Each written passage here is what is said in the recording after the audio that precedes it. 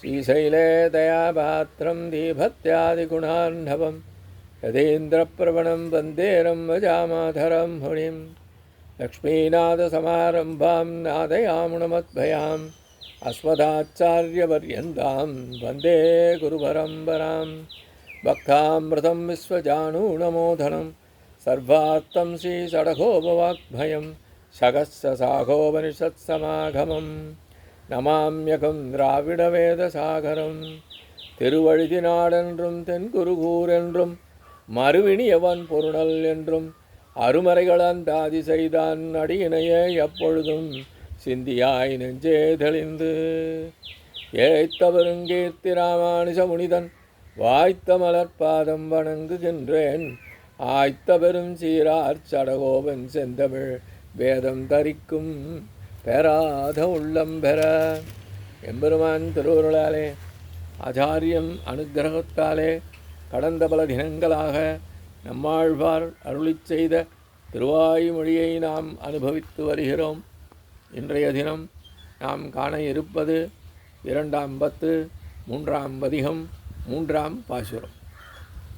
அறியா காலத்துள்ளே அடிமை கணன்பு செய்வித்து அறியா மாமயத்தடியனை வைத்தாயால் அறியாமை குரலாய் நிலம் மாவலி மூவடி என்று அறியாமை வஞ்சித்தாய் எனதாவியுள் கலந்தே.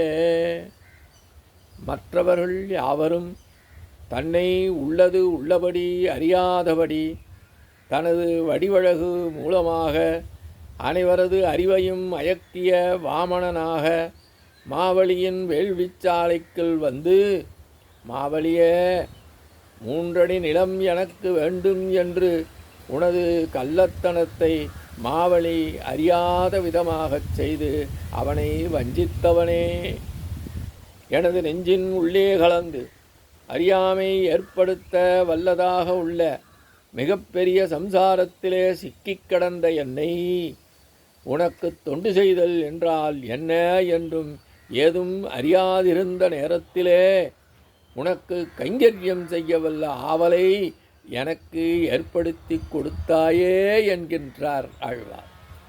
உன்னை குறித்து எந்தவிதமான ஞானமும் ஏற்படாமல் இருந்த காலகட்டத்திலே உன்னை குறித்த ஞானத்தை எனக்கு நீ அளித்தாய்.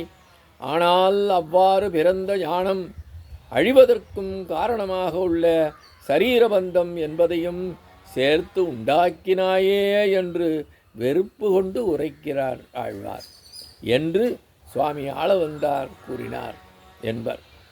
இதனை சுவாமி எம்பெருமானார் கேட்ட பின்னர் இதற்கு முன்னே உள்ள பாசுரம் பின்வர உள்ள பாசுரம் ஆகியவற்றில் சர்வேஸ்வரன் மீது உண்டான பிரேமை வெளிப்படுவதாக உள்ளது. எனவே வெறுப்பு கொண்டு உரைக்கிறார் என்று கூறுவது பொருத்தமாய இருக்கக்கூடியதில்லை. இப்பாசுரத்திலே அறியா மாமாயத்து அடியேனே என்று மாற்றியமைத்து பொருள் கொண்டு கொள்வது சாலச் சிறந்தது. அதாவது, நான் ஏதும் அறியாமல் இருந்த காலத்திலும் எனக்கு உன்மீது பிரேமை உண்டாகும்படியாகச் செய்தாயே என்று கூறுவதாக அருளிச் செய்தார். சர்வேஸ்வரன் ஆழ்வாரிடம், அத்தா, நீ செய்தனை என்று நாம் செய்த பல உபகாரங்களையும் நீவிர் உரைத்தீர். அவற்றிலே நீவிர் பெரிதாக எண்ணும் ஓர் உபகாரம் எது என்று கேட்டாராம். அவ்வாறு எம்பெருமான் கேட்க அதற்கு விடையாக ஆழ்வார் அருளிச் செய்கின்றார். கடந்த பாசுரத்திலே ஞான உபகாரத்தை உரைத்தார். இங்கு இந்த பாசுரத்திலே பக்தி உபகாரத்தை உரைக்கிறார். பால்ய காலத்திலே ஏதும் அறியாத காலகட்டத்திலேயே என்னிடம் வந்தால் பிடிக்க மாட்டேன், வாராமல் இருந்தால் தேடிப்போக மாட்டேன் என்று இல்லாமல் ஊமத்தங்காய் தின்றுவிட்டு மயக்கம் அடைந்தவர்கள் போன்று சம்சாரத்தில் உள்ள காரணத்தினாலே மயங்கி அசித்வஸ்துகளிலே சேர்ந்தபடி கிடந்த என்னை அல்லவோ இவ்வாறு செய்தான் என்கின்றார். மிகவும் தாழ்ந்த அசித்வஸ்துவுடன் தொடர்பு கொண்டுள்ள போதிலும் தனக்கும் எனக்கும் உள்ள சம்பந்தம் காரணமாக என்னை ஏற்றுக்கொண்டு உன்னிடம் அன்பு செய்ய வைத்தாயே. தனக்கு சொந்தமான மாணிக்கம் ஒன்று சேற்றிலே விழுந்தால் சும்மா விடுவோமோ? அதனை தூய்மைப்படுத்தி எடுத்துக்கொள்வார்கள் அல்லவோ?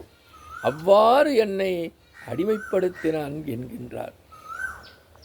அது மட்டுமல்ல, பகவத் விஷயம் என்றாலே அண்டாமல் தூரமாக நின்றிருந்த நான் உள்ள இடம் தேடி வந்து என் ஆத்மாவில் புகுந்து உனது குணங்கள் மூலம் என்னை மயக்கி அறியாமை குரலாய் நிலம் ஆவடி மூவடி என்று அறியாமை வஞ்சித்தார் போலே அறியா காயத்துக்குள்ளே அடிமைக்கன்பு செய்வித்து வைத்தாயே என்று ஆழ்வார் எம்பெருமானுடைய அந்த குணத்தை குறித்து இந்த பாசுரத்திலே அருளி செய்வதாக இப்பாசுர விளக்கம் அமைகின்றது.